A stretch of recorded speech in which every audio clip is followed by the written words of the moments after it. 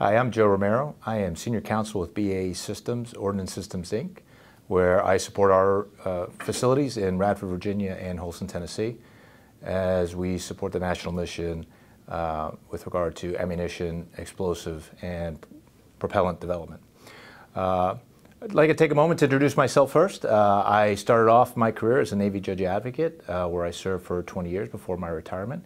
Afterwards, I then went into private practice for a period of time with what is now Woods Rogers, Van Dievener Black, where I did environmental compliance, real property transactions, and also construction work. I'm now Senior Counsel at BAE Systems, as I said, and I just wanted to take a moment to discuss environmental considerations with regard to commercial properties, but from the perspective of the property owner. You just heard from Max, and he talked to some of the issues that go into understanding the environmental considerations with regard to property purchases, acquisition, and as that informs plans for property development. So what happens next? Now you work for a business or you represent a client that owns that property that was subject to the due diligence that you had conducted prior to ownership. You now want to proceed with your business plans. What are some of the environmental considerations that go into your day-to-day thinking and your day-to-day decision-making with regard to that commercial property? So I'll start with, first and foremost, is compliance. Ensuring that your operations comply with those environmental requirements that are imposed upon you as the owner and or the operator of that property. Odds are, as a commercial or industrial owner or operator of a business on that property, you will be subject to a number of multimedia permits, such as air permits, water permits, waste management. Depending on the complexity and the nature of your industrial activities, you may be generating hazardous waste. And so understanding what your compliance requirements are critical as a real property owner, because one of the things you can do that most jeopardizes your ability to use that property is to not comply with your permitting requirements or your permit requirements. And it is actually quite surprising how often owners don't really know what their permit requirements are. Unfortunately, especially with larger organizations, where you may have either a loss of institutional knowledge or some complacency with institutional knowledge. You may have individuals who, frankly, may not have ever read the permit itself, or the permit itself may be fairly old. Many of our state permitting agencies are under-resourced, and so it's taken some time to get a renewed permit in place. And so some of the historical knowledge relative to your permit compliance requirements may either be lost or simply misunderstood. And so your business may be engaged in activity that is in fact not compliant with the terms of the permit itself. So what happens in those cases? Non-compliance with your permit, obviously you have your traditional environmental violations in which a regulator may seek enforcement against you, which may be either the state enforcement agency or the Federal Environmental Protection Agency. And that can obviously affect your operations by way of imposition of civil penalties or injunctive relief that limits or curtails your business plans or the ability for you to successfully use the property in a way that maximizes your business strategies. The other thing that could arise with regard to non-compliance is if you begin to develop a history of non-compliance, that could affect your ability to use your property in the future. As the markets change, as your business plans change, odds are you're going to want to do different things with that property. That will almost certainly, in a commercial or industrial setting, require renewed applications to a permitting agency. If you have a history of non-compliance, however, it jeopardizes your ability to successfully process that permit application or to get the permit under conditions that make your business plans viable and profitable. The other thing you need to be concerned about with regard to compliance and your ability to follow the strictures within your permit are the liabilities that could arise from your use of that real property. That can come from primarily adjacent property owners where you may have non-compliant activities that results in contamination.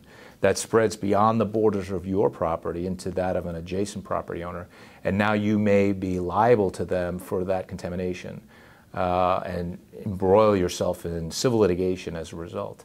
You may also be subject to civil enforcement from various private citizens. What many real property attorneys may not realize is that most of the media statutes, such as air and water and waste disposal, at least at the federal level, and in many cases the state level, also have provisions for citizen suits. And under those statutory provisions, private citizens act as what has been termed mini attorney generals, and they are authorized to bring suit against a private entity to enforce the requirements of the permit or the statute.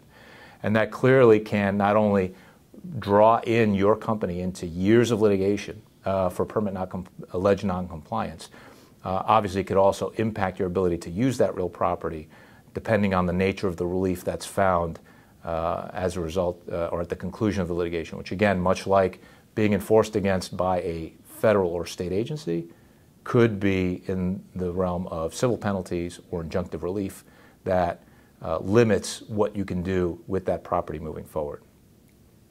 So other than compliance, which I can't understate because unfortunately most property owners unfortunately struggle with this. I also want to discuss briefly contamination that's discovered after acquisition. I know Max touched on that briefly, but especially in areas with long histories of industrial commercial use, such as you'd see, especially in the Virginia area, such as in Richmond, in the Hampton Roads area, Northern Virginia, where you have, in some cases, centuries of industrial uses where you have long histories of contamination. It is not only to be expected, not only is it foreseeable, it's to be expected you're going to discover something on the property that you did not realize was going to be there.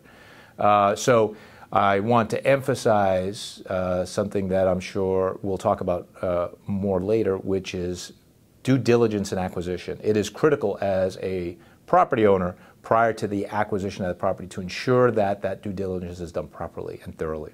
Unfortunately, these days, I wouldn't even say these days, but unfortunately, due diligence is seen often as a checklist item, and it is sometimes under-resourced as part of the acquisition process. It's just one more thing to handle as part of the acquisition, and it does the owner a disservice to short shrift the due diligence period, to not put enough emphasis and resources behind the due diligence. It is, in today's world, where you could face strict joint and several liability for historical contamination, one of the more important things you can do, which is to ensure that your due diligence is properly performed by a company that is reputable and that understands what the rules are, especially with the relatively recent changes to the ASTM standards. So what do you do when you have a situation where you have after discovered contamination? And there's no real magic bullet there other than to figure out the nature of that contamination and the scope of that contamination, because that defines the scope of your potential liabilities and your potential remedial requirements, in addition to notification requirements, if any, to federal or state agencies. So having done your due diligence, hopefully you have a good track record of previous ownership in which you might be able to begin discussions or negotiations or, unfortunately, potential litigation relative to seeking indemnification for past contamination. You also want to understand how far that contamination spread, because if it has affected certain media like state waters, you may have affirmative requirements to notify the state Virginia Department of Environmental Quality, for example, and those notification requirements could be pretty strict. You may have only 24 hours or so in order to make those notifications, and failure to do so is in and of itself a potential violation. So ensuring that your staff begins to fully understand the nature of the contamination that's found, and then tracking back that contamination through the title record is going to be critically important. The other thing that you need to consider as a commercial or industrial property owner is not just looking backwards, but looking forward. Businesses do a pretty good job of, at least sometimes, with forecasting markets and trying to position themselves where the market's going to find itself years in the future. But one thing that businesses are still grappling with is understanding how future climatic changes will impact their ability to use that property. Many have coined that resilience. Resilience is part of it, because resilience could also factor in potential needs for adaptation. And so resilience, you're looking for ways to build in an ability to maintain your operations and grow those operations, whereas adaptation, you may need to adjust those operations in order to account for the nature of the change that's coming. And so some examples that you're seeing today are, for example, wetlands or waterways that are actually accreting or moving towards your property that weren't there before. So now you may have, for example, a wetland that is on your property that wasn't there when you first acquired it, and that brings with it certain limitations on what you can do with that property and how you can develop that property moving forward, and the type of infrastructure that you must have on the remaining portions of your property to avoid certain types of runoffs into that new wetland. You need to consider, what are the precipitation changes that are occurring in your area? Is it getting wetter? Are your precipitation levels going to increase such that you're going to have far more stormwater runoff from your industrial, your commercial facilities that will carry greater loads of water volume and also potential contamination into either municipal stormwater systems or into your own treatment systems, where you may not be permitted for those levels or those levels of contamination that are now flowing into your treatment systems. So that's something that you need to think about looking forward. The other thing that's important to understand is, what is the regulatory environment going to look like 5 years, 10 years, 15 years down the line? Environmental law, the heyday of environmental law probably was in the mid-70s to 90s, and then there was a certain period of stasis, I would say, where environmental statutes and regulations became mature, and it was a very understood practice. You're starting to see a little bit more of that dynamic movement in the law with some, especially emerging contaminants, as science is getting better, as the impact of some of these chemicals or processes are understood, and the political pressure to take action on some of these chemicals or industrial processes mount. I think everyone at this point that I'm making this video would have heard of the term PFAS, or perfluoroalkyl substances. Just 10 years ago, most people didn't know what a PFAS was. They just wore their Gore-Tex jacket and enjoyed staying dry, and that their carpets weren't stained. Now we understand that there are significant liabilities that are associated with the use of PFAS and the manufacture of PFAS. That is just a more recent example of the type of future impacts that businesses need to be looking forward to and commercial property owners need to be thinking about, because you may have purchased property 15, 20 years ago and your due diligence did not account for some of the contaminants that are on the radar screen of the regulators today. So you may need to do a periodic reassessment of what's going on in your property to understand what the potential liabilities, you may face moving forward. The other thing that's also often overlooked, and you see that in areas where you have a lot of previous development, and Richmond is a great example, is the Hampton Roads area, which are historical and cultural resources. People tend to, understand that if you dig a well and you find contamination, you have certain remedial requirements that may flow from that, or you may be able to seek indemnification from some previous owner for that. What's a bit less understood, I think, by commercial and industrial property owners are what happens when you go digging and all of a sudden you find an ancient burial site or a cultural resource.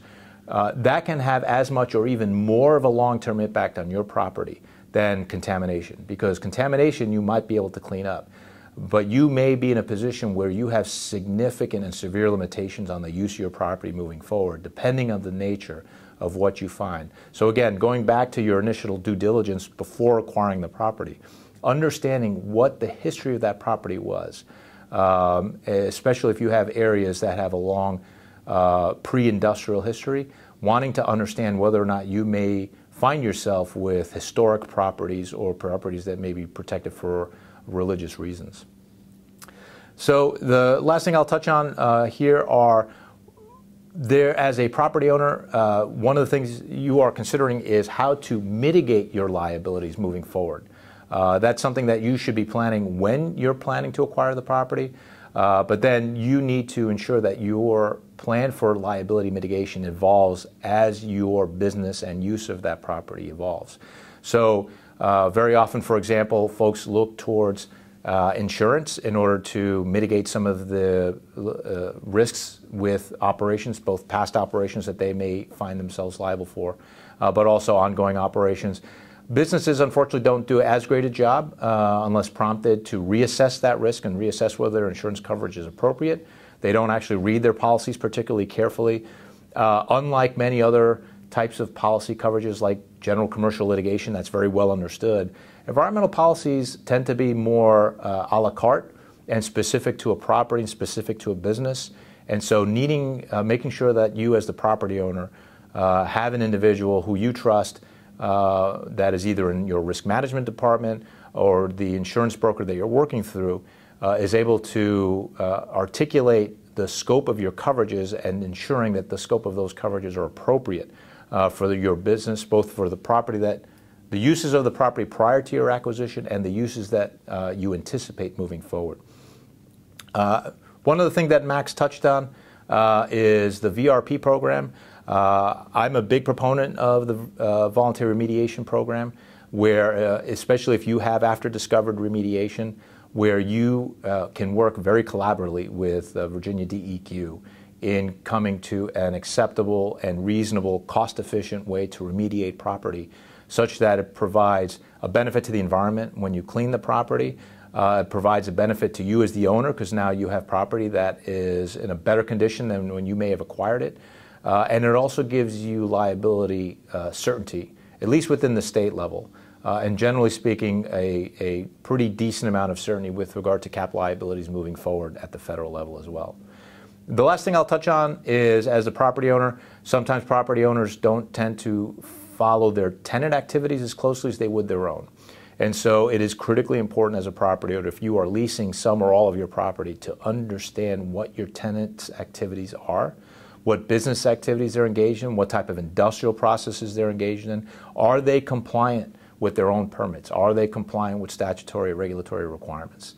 Are they compliant with your lease? Are you being notified when releases are occurring? Are you exercising your rights as an owner to inspect their operations and inspect the conditions of the property?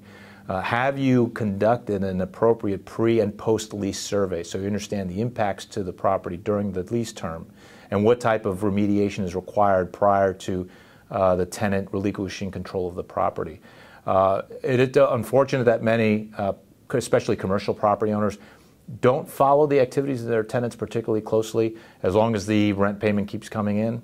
And that's only as good until the moment the tenant leaves. And then all of a sudden you may be saddled with pretty extensive remediation cleanup bills from what has been a potentially dirty process by your tenant, where you are not keeping tabs on the tenant's activities.